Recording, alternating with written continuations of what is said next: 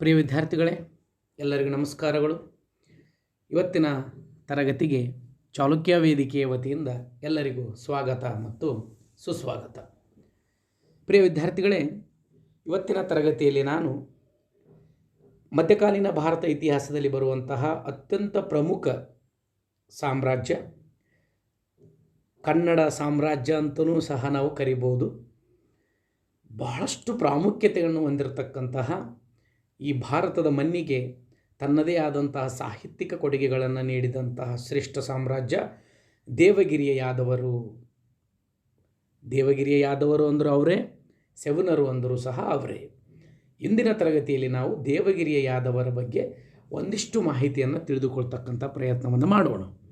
ದೇವಗಿರಿಯ ಯಾದವರು ಪ್ರಮುಖವಾಗಿ ದಕ್ಷಿಣ ಭಾರತದಲ್ಲಿ ಅಂದರೆ ಉತ್ತರ ಕರ್ನಾಟಕ, ಆಂಧ್ರ ಪ್ರದೇಶ ಮತ್ತು ಮಹಾರಾಷ್ಟ್ರವನ್ನು ಸೇರಿದಂತೆ ಇವರು 830ರಿಂದ 1334 ಕ್ರಿಸ್ತಶಕ 830ರಿಂದ 1334ರವರೆಗೆ ಆಳ್ವಿಕೆ ಮಾಡಿದ್ದನ್ನು ನಾವು ಪ್ರಮುಖವಾಗಿ ನೋಡ್ತೀವಿ.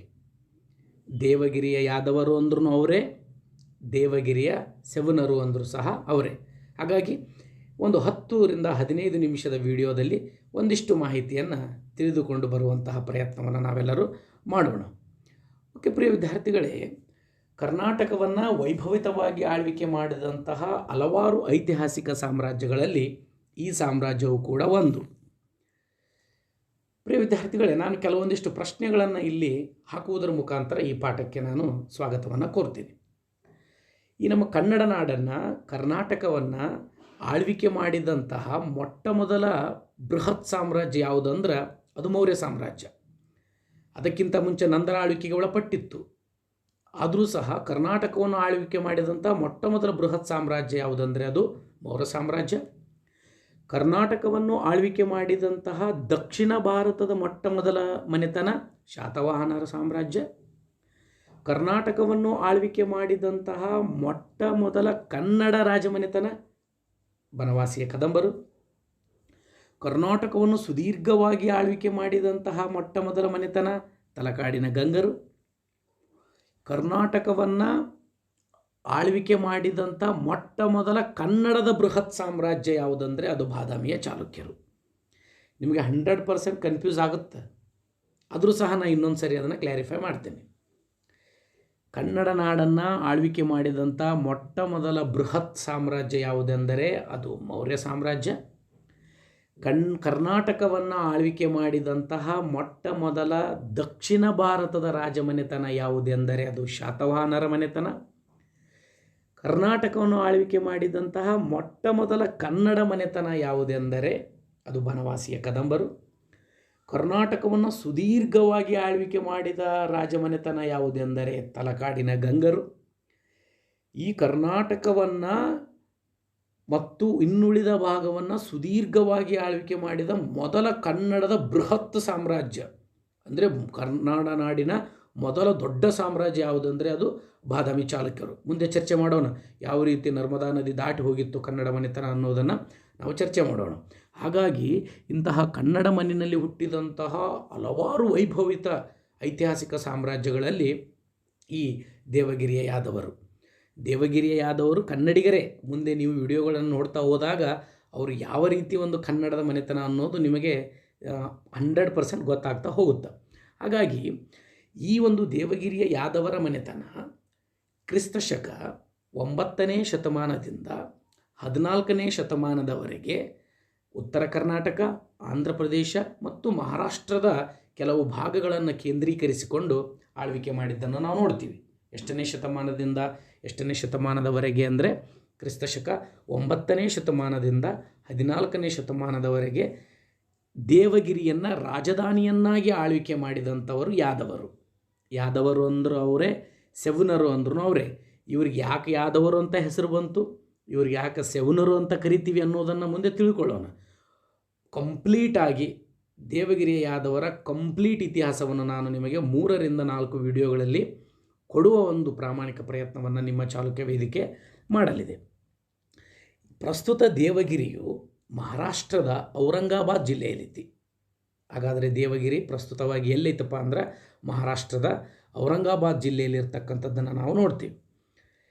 ಈ ದೇವಗಿರಿಯನ್ನು ಜೈನ ಕೃತಿಗಳು ಏನಂತ ಕರೆದಿವೆ ಕೇಳ್ಬೋದು. ನಿಮ್ಮ ಸ್ಪರ್ಧಾತ್ಮಕ ಪರೀಕ್ಷೆಗಳಲ್ಲಿ ಒಂದು ಕ್ವಶನ್ ಆದರೂ ಆಗ್ಬೋದು. ದೇವಗಿರಿಯನ್ನು ಜೈನ ಕೃತಿಗಳು ಏನಂತ ಕರೆದಿವೆಯಪ್ಪ ಅಂದ್ರೆ ಸುರಗಿರಿ ಎಂದು ದೇವಗಿರಿಯನ್ನು ಯಾವ ಧರ್ಮದ ಕೃತಿಗಳು ಕರೆದಿವೆ ಅಂದರೆ ಜೈನ ಧರ್ಮದ ಕೃತಿಗಳು ದೇವಗಿರಿಯನ್ನು ಸುರಗಿರಿ ಎಂದು ಕರೆದಿವೆ ಎನ್ನುವುದನ್ನು ನಾವು ನೆನಪಿಡಬೇಕಾಗ್ತದೆ. ನೋಡಿರಿ ಪ್ರಿಯ ವಿದ್ಯಾರ್ಥಿಗಳೇ, ಉತ್ತರ ಭಾರತದ ಮುಸ್ಲಿಂ ದಾಳಿಯಿಂದ ದಕ್ಷಿಣ ಭಾರತವನ್ನು ಸ್ವಲ್ಪ ಮಟ್ಟಿಗೆ ರಕ್ಷಿಸಿದ ಕೀರ್ತಿ ಈ ಯಾದವರಿಗೆ ಸಲ್ತೈತಿ. ನಾನು ಮುಂದೆ ಹೇಳ್ತೀನಿ. ದಕ್ಷಿಣ ಭಾರತಕ್ಕೆ ದಾಳಿ ಮಾಡಿದ ಮೊಟ್ಟ ಮೊದಲ ಮುಸ್ಲಿಂ ಮನೆತನ ಯಾವುದು, ಮೊಟ್ಟ ಮೊದಲ ಮುಸ್ಲಿಂ ವ್ಯಕ್ತಿ ಯಾರು, ಆ ಆಕ್ರಮಣದಲ್ಲಿ ಗೆದ್ದರು ಸೋತರು ಅನ್ನೋದು ಕಂಪ್ಲೀಟ್ ಇತಿಹಾಸವನ್ನು ತಿಳಿದುಕೊಳ್ಳೋಣ. ಇಲ್ಲಿ ಏನು ತಿಳಿದುಕೊಳ್ಳೋಣಪ್ಪ ಅಂದರೆ, ಉತ್ತರ ಭಾರತದಲ್ಲಿ ಆಳ್ವಿಕೆ ಮಾಡ್ತಕ್ಕಂತಹ ಮುಸ್ಲಿಂ ಸಾಮ್ರಾಟರು ದಕ್ಷಿಣ ಭಾರತದ ಮೇಲೆ ದಾಳಿ ಮಾಡ್ತಕ್ಕಂಥ ಸಂದರ್ಭದಲ್ಲಿ ದಕ್ಷಿಣ ಭಾರತವನ್ನು ಅವರಿಂದ ರಕ್ಷಣೆ ಮಾಡಿದಂತಹ, ಸ್ವಲ್ಪ ಮಟ್ಟಿಗೆ ರಕ್ಷಣೆ ಮಾಡಿದಂತಹ ಕೀರ್ತಿ ದೇವಗಿರಿಯ ಯಾದವರಿಗೆ ಸಲ್ಲುತ್ತೆ. ಮತ್ತು ಮರಾಠಿ ಭಾಷೆಯನ್ನು ಅಧಿಕೃತ ಭಾಷೆಯಾಗಿ ಬಳಸಿದ ಮೊದಲ ಮನೆತನ, ಮರಾಠಿ ಭಾಷೆಯನ್ನು ಏನು ಈ ಮರಾಠ ಭಾಷೆ ಐತಿ, ಆ ಮರಾಠ ಭಾಷೆಯನ್ನು ಅಧಿಕೃತ ಭಾಷೆಯನ್ನಾಗಿ ಬಳಸಿದ ಮೊದಲ ಮನೆತನ. ನಾನು ಇಲ್ಲಿ ಪ್ರತಿಯೊಂದನ್ನು ಪ್ರಶ್ನೆಗಳ ರೂಪದಲ್ಲಿ ಚರ್ಚೆ ಮಾಡ್ತಾ ನಿಮಗೆ ಮಾಹಿತಿಯನ್ನು ಕೊಡ್ತಾ ಹೋಗ್ತೀನಿ. ಒಂದು ಕ್ವಶನ್ ಹಾಕೋದು, ಅದಕ್ಕೆ 4 ಆಪ್ಷನ್ಸ್ ಕೊಡೋದು, ಅದನ್ನು ಡಿಸ್ಕಷನ್ ಮಾಡ್ಕೊತ ಒಂದೇ ಕ್ವಶನನ್ನು 10 ನಿಮಿಷ ಡಿಸ್ಕಷನ್ ಮಾಡೋ ಅವಶ್ಯಕತೆ ಇಲ್ಲ. ಇಲ್ಲಿ ಒಂದು ಲೈನಲ್ಲೇ ನಿಮಗೆ ಎಲ್ಲ ರೀತಿಯ ಉತ್ತರಗಳು ಸಿಕ್ಬಿಡ್ತಾವೆ. ಮರಾಠಿ ಭಾಷೆಯನ್ನು ಅಧಿಕೃತ ಭಾಷೆಯಾಗಿ ಬಳಸಿದ ಮೊದಲ ಮನೆತನ ಯಾವುದು? ದೇವಗಿರಿಯ ಯಾದವರು. ಇನ್ನೊಂದು ಗೊತ್ತಿರಬೇಕು, ಸರ್ ನೀವು ಕನ್ನಡದ ಮನೆತನ ಅಂದ್ರಿ, ನೀವು ಕಂಪ್ಲೀಟ್ ವಿಡಿಯೋ ನೋಡಿರಿ. ನಿಮಗೇನಾದರೂ ಅನುಮಾನಗಳು ಬಂದರೆ ಅದು ನೆಗೆಟಿವ್ ಇರಲಿ ಪಾಸಿಟಿವ್ ಇರಲಿ ಕಮೆಂಟ್ ಬಾಕ್ಸಲ್ಲಿ ಹಾಕ್ರಿ. ಮುಂದಿನ ವಿಡಿಯೋಗಳಲ್ಲಿ ಅದನ್ನು ನಾನು ಸಂಪೂರ್ಣವಾಗಿ ಪ್ರೆಸೆಂಟ್ ಮಾಡತಕ್ಕಂಥ ವ್ಯವಸ್ಥೆಯನ್ನು ಮಾಡ್ತೀನಿ. ಆದರೂ ಸಹ ಮರಾಠಿ ಭಾಷೆಯನ್ನು ಆಡಳಿತ ಭಾಷೆ ಅಥವಾ ಅಧಿಕೃತ ಭಾಷೆಯನ್ನಾಗಿ ಘೋಷಿಸಿದರೂ ಸಹ ಇವರ ಶಾಸನಗಳು ಹೆಚ್ಚು ಪ್ರಕಟವಾಗಿದ್ದು ಕನ್ನಡ ಭಾಷೆಯಲ್ಲಿ. 600ಕ್ಕಿಂತ ಹೆಚ್ಚು ಶಾಸನಗಳು ಸಿಕ್ಕವು. ಮುಂದಿನ ತರಗತಿಯಲ್ಲಿ ನೀವು ನೋಡ್ತೀರಿ, 600ಕ್ಕಿಂತ ಹೆಚ್ಚು ಶಾಸನಗಳಲ್ಲಿ ಸುಮಾರು 10 ಶಾಸನಗಳು ಬಹಳಷ್ಟು ಪ್ರಮುಖವಾದದ್ದು. ಆ 10 ಶಾಸನಗಳ ಇತಿಹಾಸವನ್ನು ನಾನು ನಿಮಗೆ ಹೇಳ್ತೀನಿ, ಎಲ್ಲಿವೆ ಆ ಶಾಸನಗಳು, ಆ ಶಾಸನಗಳ ಮಹತ್ವ ಏನು ಅನ್ನೋದನ್ನು. ಹಾಗಾಗಿ ಕನ್ನಡ ಭಾಷೆಯಲ್ಲಿ ಅತಿ ಹೆಚ್ಚು ಶಾಸನಗಳನ್ನು ಪ್ರಕಟಿಸಿದ್ದು ದೇವಗಿರಿಯ ಯಾದವರು ಅನ್ನೋದು. ಇನ್ನೊಂದು ಬಹಳ ಪ್ರಮುಖವಾದಂತಹ ವಿಷಯ, ಮರಾಠ ಸಾಮ್ರಾಜ್ಯದ ಸ್ಥಾಪಕರಾದಂತಹ ಛತ್ರಪತಿ ಶಿವಾಜಿ ಮಹಾರಾಜರ ತಾಯಿ ಜೀಜಾಬಾಯಿಯವರು ಈ ದೇವಗಿರಿ ಯಾದವರ ಮನೆತನದ ಜಾಧವ್ ರಾಯ್ ಅವರ ಮಗಳು ಅನ್ನೋದು ಬಹಳಷ್ಟು ಇಂಪಾರ್ಟೆಂಟು. ಯಾಕಪ್ಪ ಅಂತಂದ್ರೆ ನೋಡಿರಿ, ಛತ್ರಪತಿ ಶಿವಾಜಿ ಮಹಾರಾಜ ಅವರ ತಂದೆಯೂ ಸಹ ಒಂದು ಶ್ರೇಷ್ಠ ರಾಜ ಮನೆತನದವರು, ತಾಯಿಯೂ ಸಹ ದೇವಗಿರಿ ಯಾದವರ ಮನೆತನದ ಜಾಧವ್ ರಾಯನ ಮಗಳು ಎಂಬುದು ಬಹಳಷ್ಟು ಇಂಪಾರ್ಟೆಂಟ್ ಅಂತಕ್ಕಂಥದ್ದು ನನ್ನ ಭಾವನೆ. ಹಾಗಾಗಿ ಈ ಒಂದು ತರಗತಿಯಲ್ಲಿ ನಾವು ಪ್ರಮುಖವಾಗಿ ಕರ್ನಾಟಕವನ್ನು ವೈಭವಿತವಾಗಿ ಆಳ್ವಿಕೆ ಮಾಡಿದ ಸಾಮ್ರಾಜ್ಯ 9ನೇ ಶತಮಾನದಿಂದ 14ನೇ ಶತಮಾನದವರೆಗೆ ಆಳ್ವಿಕೆ ಮಾಡಿತು. ದೇವಗಿರಿ ಪ್ರಸ್ತುತ ಮಹಾರಾಷ್ಟ್ರದ ಔರಂಗಾಬಾದ್ ಜಿಲ್ಲೆಯಲ್ಲಿ ಐತಿ. ಜೈನ ಕೃತಿಗಳು ದೇವಗಿರಿಯನ್ನು ಸುರಗಿರಿ ಎಂದು ಕರೆದವು. ದಕ್ಷಿಣ ಭಾರತಕ್ಕೆ ಮುಸ್ಲಿಂ ದಾಳಿಯನ್ನು ಸ್ವಲ್ಪ ಮಟ್ಟಿಗೆ ತಡೆ ಮಾಡಿದ್ದು ಯಾವ ಸಾಮ್ರಾಜ್ಯ ಅಂದರೆ ದೇವಗಿರಿ ಯಾದವರ ಸಾಮ್ರಾಜ್ಯ. ಮರಾಠಿ ಭಾಷೆಯನ್ನು ಮೊದಲ ಬಾರಿಗೆ ಅಧಿಕೃತ ಭಾಷೆಯನ್ನಾಗಿ ಬಳಸಿದಂಥ ಮನೆತನ. ಮರಾಠಿ ಭಾಷೆಯನ್ನು ಅಧಿಕೃತ ಭಾಷೆಯಾಗಿದ್ದರೂ ಸಹ ಅತಿ ಹೆಚ್ಚು ಶಾಸನಗಳನ್ನು ಕನ್ನಡದಲ್ಲಿ ಪ್ರಕಟಗೊಂಡಿಸಿದ್ದು ಬಹಳ ಹೆಮ್ಮೆ ಪಡ್ತಕ್ಕಂಥ ವಿಷಯ ಪ್ರಿಯ ವಿದ್ಯಾರ್ಥಿಗಳೇ. ಅದೇ ರೀತಿ ಛತ್ರಪತಿ ಶಿವಾಜಿ ಮಹಾರಾಜರ ತಾಯಿಯಾದಂತಹ ಜೀಜಾಬಾಯಿಯವರ ತವರು ಮನೆ ದೇವಗಿರಿಯ ಯಾದವರ ಮನೆತನದ ಜಾಧವ್ ರಾಯ್ ಅವರ ಮಗಳು ಎನ್ನುವುದು ಬಹಳಷ್ಟು ನಮಗೆ ವಿಶೇಷವಾಗಿ ಕಂಡುಬರ್ತೈತಿ. ಓಕೆ, ಈಗ ನಾವು ಮುಂದಿನ ಸ್ಲೈಡ್ನಲ್ಲಿ ನೋಡೋಣ. ದಕ್ಷಿಣ ಭಾರತದ ಮೊದಲ ಮುಸ್ಲಿಂ ದಾಳಿ ಅಂದರೆ ದಕ್ಷಿಣ ಭಾರತದ ಮೇಲೆ ಮೊದಲ ಬಾರಿಗೆ ಮುಸ್ಲಿಂ ದಾಳಿಯನ್ನು ಮಾಡಿದವರು ಯಾರು? ಭಾಳಷ್ಟು ವಿಶೇಷ. ದಕ್ಷಿಣ ಭಾರತದ ಮೇಲೆ ನೋಡ್ರಿ, ಸ್ವಲ್ಪ ನಿಧಾನಕ್ಕೆ ತಿಳ್ಕೊಳ್ತಾ ಹೋಗೋಣ.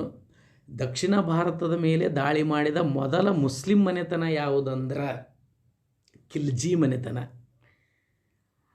ಖಿಲ್ಜಿ ಮನೆತನ ದಕ್ಷಿಣ ಭಾರತದ ಮೇಲೆ ದಾಳಿ ಮಾಡಿದಾಗ ಖಿಲ್ಜಿ ಮನೆತನದ ದೊರೆ ಯಾರಂದ್ರೆ ಜಲಾಲುದ್ದೀನ್ ಖಿಲ್ಜಿ. ಭಾಳಷ್ಟು ಗಮನ ಕೊಟ್ಟು ಕೇಳಬೇಕಾಗತ್ತೆ. ಇಲ್ಲಿ ನಾವೆಲ್ಲರೂ ಏನಾದರೂ ದಕ್ಷಿಣ ಭಾರತದ ಮೇಲೆ ದಾಳಿ ಮಾಡಿದ ಮೊದಲ ಮುಸ್ಲಿಂ ಮನೆತನ ಯಾವುದಂದ್ರೆ 100% ಖಿಲ್ಜಿ ಹಾಕ್ತೀವಿ. ದೊರೆ ಯಾರಂದುಬಿಟ್ರೆ ಅಲ್ಲಾವುದ್ದೀನ್ ಖಿಲ್ಜಿ ಹಾಕಿಬಿಡ್ತೀವಿ. ಅಲ್ಲಾವುದ್ದೀನ್ ಖಿಲ್ಜಿ ಅಲ್ಲ, ದಕ್ಷಿಣ ಭಾರತದ ಮೇಲೆ ದಾಳಿ ಮಾಡಿದ ಮೊದಲ ಮುಸ್ಲಿಂ ಮನೆತನ ಅಂದರೆ ಖಿಲ್ಜಿ ಮನೆತನ. ಆ ಸಂದರ್ಭದಲ್ಲಿ ದೆಹಲಿಯಲ್ಲಿ ಆಡಳಿತ ಮಾಡ್ತಕ್ಕಂಥ ದೊರೆ ಯಾರಂದ್ರೆ ಜಲಾಲುದ್ದೀನ್ ಖಿಲ್ಜಿ. ಜಲಾಲುದ್ದೀನ್ ಖಿಲ್ಜಿಯ ಅಳಿಯ ಮತ್ತು ಕಾರಾ ಪ್ರಾಂತ್ಯದ ಪ್ರಾಂತ್ಯಾಧಿಕಾರಿಯಾದಂಥ ಅಲಿ ಗುರ್ಷಪ ಅಥವಾ ಜಲಾಲುದ್ದೀನ್ ಖಿಲ್ಜಿ ದಕ್ಷಿಣ ಭಾರತದ ಮೇಲೆ ದಾಳಿ ಮಾಡಿದಾಗ ಅಲ್ಲಾವುದ್ದೀನ್ ಖಿಲ್ಜಿ ಇನ್ನೂ ಸಾಮ್ರಾಟನಾಗಿರಲಿಲ್ಲ, ಸುಲ್ತಾನನಾಗಿರಲಿಲ್ಲ, ಕೇವಲ ಕಾರಾ ಪ್ರಾಂತ್ಯದ ಪ್ರಾಂತ್ಯಾಧಿಕಾರಿಯಾಗಿದ್ದ. ಆ ಸಂದರ್ಭದಲ್ಲಿ ದಕ್ಷಿಣ ಭಾರತದ ಮೇಲೆ ದಾಳಿ ಮಾಡಿದ. ನೋಡ್ರಿ, ದಕ್ಷಿಣ ಭಾರತದ ಮೇಲೆ ದಾಳಿ ಮಾಡಿದ ಮನೆತನ ಯಾವುದು? ಖಿಲ್ಜಿ ಮನೆತನ. ದಕ್ಷಿಣ ಭಾರತ ಮೇಲೆ ದಾಳಿ ಮಾಡಿದ ಮುಸ್ಲಿಂ ಮನೆತನದ ದೊರೆ ಯಾರು? ಜಲಾಲುದ್ದೀನ್ ಖಿಲ್ಜಿ. ದಕ್ಷಿಣ ಭಾರತದ ಮೇಲೆ ದಾಳಿ ಮಾಡಿದ ಮೊದಲ ಮುಸ್ಲಿಂ ವ್ಯಕ್ತಿ ಯಾರು ಅಂದ್ರೆ ನಮಗೆ ಅಲ್ಲಾವುದ್ದೀನ್ ಖಿಲ್ಜಿ. ಅಲ್ಲಾವುದ್ದೀನ್ ಖಿಲ್ಜಿ ಮೊದಲ ಹೆಸರೇನು? ಅಲಿ ಗುರ್ಷಪ. ಇವನು ದಕ್ಷಿಣ ಭಾರತದ ಯಾವ ಮನೆತನದ ಮೇಲೆ ದಾಳಿ ಮಾಡಿದ? ದೇವಗಿರಿಯ ಯಾದವರ ಮೇಲೆ ದಾಳಿ ಮಾಡಿದ. ಅತ್ಯಂತ ಸಂಪದ್ಭರಿತವಾದ ಸಾಮ್ರಾಜ್ಯಗಳಲ್ಲಿ ಇದು ಒಂದು ಸಾಮ್ರಾಜ್ಯ. ಪ್ರಿಯ ವಿದ್ಯಾರ್ಥಿಗಳೇ, ದೆಹಲಿ ಸುಲ್ತಾನರ ಕಣ್ಣನ್ನು ಕುಕ್ಕಿದ್ದೇ ಈ ದೇವಗಿರಿಯ ಒಂದು ಸಂಪತ್ತು. ಮುಂದೆ ಚರ್ಚೆ ಮಾಡ್ತಾ ಹೋಗೋಣ. ಹಾಗಾಗಿ ಇದು ಕ್ಲಾರಿಫೈ ಆಯ್ತು ಅಂತ ತಿಳ್ಕೊತೀನಿ ನಾನು. ಓಕೆ, ದಕ್ಷಿಣ ಭಾರತದ ಮೇಲೆ ಮೊಟ್ಟ ಮೊದಲ ಬಾರಿಗೆ ದಾಳಿ ಮಾಡಿದ ಮನೆತನ ಖಿಲ್ಜಿ. ದೊರೆ ಯಾರಿದ್ರು? ಜಲಾಲುದ್ದೀನ್ ಖಿಲ್ಜಿ. ದಾಳಿ ಮಾಡಿದ ವ್ಯಕ್ತಿ ಯಾರಂದ್ರೆ ಅಲ್ಲಾವುದ್ದೀನ್ ಖಿಲ್ಜಿ ಅವರು ಅಂತಕ್ಕಂಥದ್ದನ್ನು ನೋಡ್ತೀವಿ. ದಾಳಿನೂ ಮೊದಲೇದ್ದು ಅವ್ರದ್ದೇ. ಮೊದಲ ಜಯ ಗಳಿಸಿದ್ದು ಸಹ ಇಲ್ಲೇ ದೇವಗಿರಿಯ ಯಾದವರ ಮೇಲೇ ಮೊದಲ ದಾಳಿ ಮಾಡಿದರು. ಆ ದಾಳಿಯಲ್ಲಿ ಯಶಸ್ವಿ ಆಯಿತು. ಹಾಗಾಗಿ ದಕ್ಷಿಣ ಭಾರತದಲ್ಲಿ ಮುಸ್ಲಿಂ ಸಾಮ್ರಾಜ್ಯಕ್ಕೆ ಮೊದಲ ಜಯ ದೊರೆತಿದ್ದು ಎಲ್ಲಪ್ಪ ಅಂದರೆ ದೇವಗಿರಿಯ ಯಾದವರು. ಅಲ್ಲಾವುದ್ದೀನ್ ಖಿಲ್ಜಿ ಮತ್ತು ಮುಂದೆ ಅಲ್ಲಾವುದ್ದೀನ್ ಖಿಲ್ಜಿಯ ದಂಡನಾಯಕನಾದಂಥ ಮಲ್ಲಿಕ್ ಕಾಫರ್ನ ದಾಳಿ. ಎಷ್ಟು ಸರಿ ದಾಳಿ ಮಾಡಿದ, ಯಾಕೆ ದಾಳಿ ಮಾಡಿದ, ಆ ದಾಳಿಯ ಮಹತ್ವ ಏನೆಂಬುದನ್ನು ನಾವು ಮುಂದೆ ಚರ್ಚೆ ಮಾಡೋಣ. ಒಟ್ಟು ಇಲ್ಲಿ ದೇವಗಿರಿಯ ಮೇಲೆ ದಾಳಿ ಮಾಡಿದ್ದು ಅಲ್ಲಾವುದ್ದೀನ್ ಖಿಲ್ಜಿ ಮತ್ತು ಅವನ ದಂಡನಾಯಕನಾದಂಥ ಮಲ್ಲಿಕ್ ಕಾಫರ್ ಅನ್ನೋದನ್ನು ನಾವು ನೆನಪಿಡಬೇಕಾಗ್ತದೆ. ದೇವಗಿರಿಗೆ ನಾವು ದೌಲತಾಬಾದ್ ಅಂತ ಕರಿತೀವಿ. ದೇವಗಿರಿಯನ್ನು ದೌಲತಾಬಾದ್ ಅಂತ ಕರೆದವರು ಯಾರು? ಮಹಮ್ಮದ್ ಬಿನ್ ತುಘಲಕ್. ಸರ್, ಯಾವಾಗ ಕರೆದ್ರಿ? ಇದು ನಿಮಗೆಲ್ಲರಿಗೂ ಚಿರಪರಿಚಿತ. ಮಹಮ್ಮದ್ ಬಿನ್ ತುಘಲಕ್ ಅವರು 1327ರಲ್ಲಿ ದೆಹಲಿಯಿಂದ ದೇವಗಿರಿಗೆ ರಾಜಧಾನಿಯನ್ನು ವರ್ಗಾವಣೆ ಮಾಡ್ತಕ್ಕಂಥದ್ದು ನಿಮಗೆಲ್ಲರಿಗೂ ಗೊತ್ತಿದೆ. ದೆಹಲಿಯಿಂದ ದೇವಗಿರಿಗೆ ರಾಜಧಾನಿ ವರ್ಗಾವಣೆ ಮಾಡಿದ ಮೇಲೆ ದೇವಗಿರಿಗೆ ದೌಲತಾಬಾದ್ ಅಂತಂತ ಹೆಸರು ಕೊಟ್ಟವರು ಯಾರಂದರೆ ಮಹಮ್ಮದ್ ಬಿನ್ ತುಘಲಕ್ರವರು. ಮುಂದೆ ಮತ್ತೆ 1334-35 ಸಮಯದಲ್ಲಿ ಮತ್ತೆ ರಾಜಧಾನಿಯನ್ನು ದೇವಗಿರಿಯಿಂದ ದೆಹಲಿಗೆ ವರ್ಗಾವಣೆ ಮಾಡೋದನ್ನು ನಾವು ನೋಡಿದ್ದೇವೆ. ದೇವಗಿರಿ ಅಂದ್ರೂ ಅದೇ, ದೌಲತಾಬಾದ್ ಅಂತಂದ್ರೂ ಅದೇ. ಹಾಗಾಗಿ ಇಲ್ಲಿ ನಾವು ದೇವಗಿರಿಯನ್ನು ದೌಲತಾಬಾದ್ ಅಂತ ಕರೆದವರು ಯಾರು? ಮಹಮ್ಮದ್ ಬಿನ್ ತುಘಲಕ್. ಯಾವಾಗ? 1327ರಲ್ಲಿ ದೆಹಲಿಯಿಂದ ದೇವಗಿರಿಗೆ ರಾಜಧಾನಿಯನ್ನು ವರ್ಗಾವಣೆ ಮಾಡಿದಂಥ ಸಂದರ್ಭದಲ್ಲಿ ಈ ಹೆಸರನ್ನು ಕೊಟ್ಟರು ಅನ್ನೋದು ನಮಗೆ ತಿಳಿಬೇಕಾಗ್ತದೆ. ಮುಂದೆ ದೇವಗಿರಿಯಲ್ಲಿ ಒಂದು ಅಭೇದ್ಯವಾದ ಒಂದು ಕೋಟೆಯನ್ನು ನೋಡ್ತೀವಿ ನಾವು. ಯಾದವರು ಕಟ್ಟಿಸಿದಂಥ ಕೋಟೆ. ನಾನು ನಾಳೆಯ ತರಗತಿಯಲ್ಲಿ ಆ ಕೋಟೆಯ ಮಹತ್ವವನ್ನು ನಿಮಗೆ ಹೇಳ್ತೀನಿ. ಅದನ್ನು ಬಿಟ್ಟರೆ ಮತ್ತೇನೈತೆ ಸರ? ಚಾಂದ್ ಮಿನಾರ್ ಮತ್ತು ಚೀನಿ ಮಹಲ್. ಏನು ಸರ್ ಇದು ದೇವಗಿರಿಯಲ್ಲಿ ಚಾಂದ್ ಮಿನಾರ್ ಮತ್ತು ಚೀನಿ ಮಹಲ್ ಅಂದ್ರೆ? ಚಾಂದ್ ಮಿನಾರು ಬಹಳಷ್ಟು ಇಂಪಾರ್ಟೆಂಟ್ ನಮಗೆ. ಯಾಕಂದ್ರೆ ಚಾಂದ್ ಮಿನಾರನ್ನು ಕಟ್ಟಿಸಿದವರು ಬಹಮನ್ ಸುಲ್ತಾನರಾದ ಅಲ್ಲಾವುದ್ದೀನ್ ಹಸನ್ ಗಂಗು ಬಹುಮನ್ ಶಾ. ಅಲ್ಲಾವುದ್ದೀನ್ ಹಸನ್ ಗಂಗು ಬಹುಮನ್ ಶಾರ ವಿಶೇಷತೆ ನಮಗೆ ಗೊತ್ತಿರಲೇಬೇಕು. ನಾನು ಅದ್ರ ಮುಂದೆ ಚರ್ಚೆ ಮಾಡ್ತೇನೆ. ದೇವಗಿರಿ ಎಷ್ಟು ಅದ್ಭುತವಾಗಿತ್ತಂದ್ರೆ ಮೊಹಮ್ಮದ್ ಬಿನ್ ತುಘಲಕನ ಕಾಲದಲ್ಲಿ ದಕ್ಷಿಣ ಆಫ್ರಿಕಾದ ಮೊರಾಕೋ ದೇಶದಿಂದ ಭಾರತಕ್ಕೆ ಬಂದಂತಹ ಇಬನ್ ಬತೂತನು ತನ್ನ ಕೃತಿಯಲ್ಲಿ ಎಷ್ಟು ಚಂದ ವರ್ಣನೆ ಮಾಡ್ತಾನಪ್ಪ ಅಂತಂದ್ರೆ ದೇವಗಿರಿಯು ದೆಹಲಿಯಷ್ಟೇ ಸುಂದರವಾದ ನಗರವಾಗಿತ್ತು ಅಂತ ವರ್ಣನೆ ಮಾಡಿದ್ದಾನೆ. ನೋಡ್ರಿ, ದೆಹಲಿ ಎಷ್ಟು ಅದ್ಭುತವಾಗಿತ್ತು ಅದೇ ರೀತಿಯಲ್ಲಿ ದೇವಗಿರಿಯನ್ನು ಸುಂದರವಾಗಿ ನಿರ್ಮಾಣ ಮಾಡಿದಂಥ ಕೀರ್ತಿ ಯಾದವರಿಗೆ ಸಲ್ತೈತಿ. ಹಾಗಾಗಿ ಈ ಇಬನ್ ಬತೂತನ ಒಂದು ಹೇಳಿಕೆಯನ್ನು ನಾವಿಲ್ಲಿ ಸ್ಮರಣೆ ಮಾಡ್ಕೊಳ್ಬೇಕಾಗ್ತದೆ. ಮತ್ತು ನೋಡ್ರಿ, ಇಲ್ಲಿ ಈ ಪಾಯಿಂಟ್ ಹೇಳೋಕ್ಕಿಂತ ಮುಂಚೆ ಕೆಲವೊಂದಿಷ್ಟು ವಿಚಾರಗಳನ್ನು ನಿಮ್ಮ ಜೊತೆ ಹಂಚ್ಕೊತೀನಿ ನಾನು. ಬಹಮನ್ ಸಾಮ್ರಾಜ್ಯದ ಸ್ಥಾಪಕರು ಯಾರು? ಬಹಮನ್ ಸಾಮ್ರಾಜ್ಯದ ಸ್ಥಾಪಕರು ಅಲ್ಲಾವುದ್ದೀನ್ ಹಸನ್ ಗಂಗು ಬಹುಮನ್ ಶಾ. ನಿಮಗೆ ಗೊತ್ತು.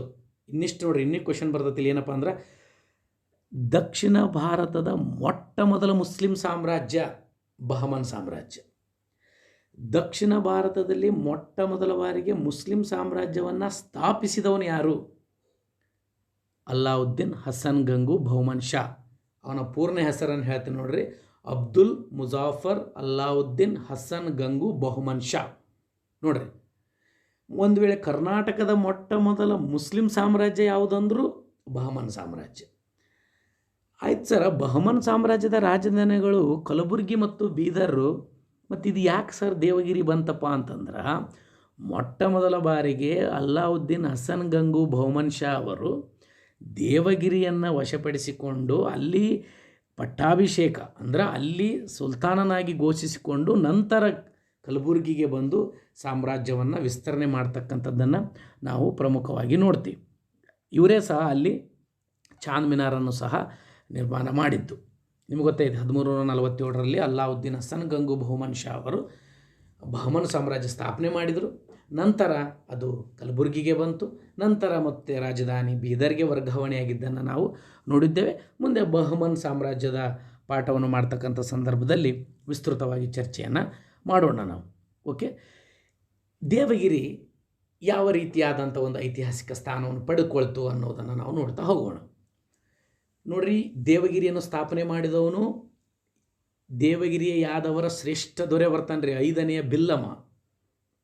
ಈ ದೇವಗಿರಿಯ ಸಂಸ್ಥಾಪಕ, ನಿರ್ಮಾಪಕ 5ನೇ ಬಿಲ್ಲಮ. ಅವನ ಬಗ್ಗೆ ಚರ್ಚೆ ಮಾಡೋಣ ನಾವು.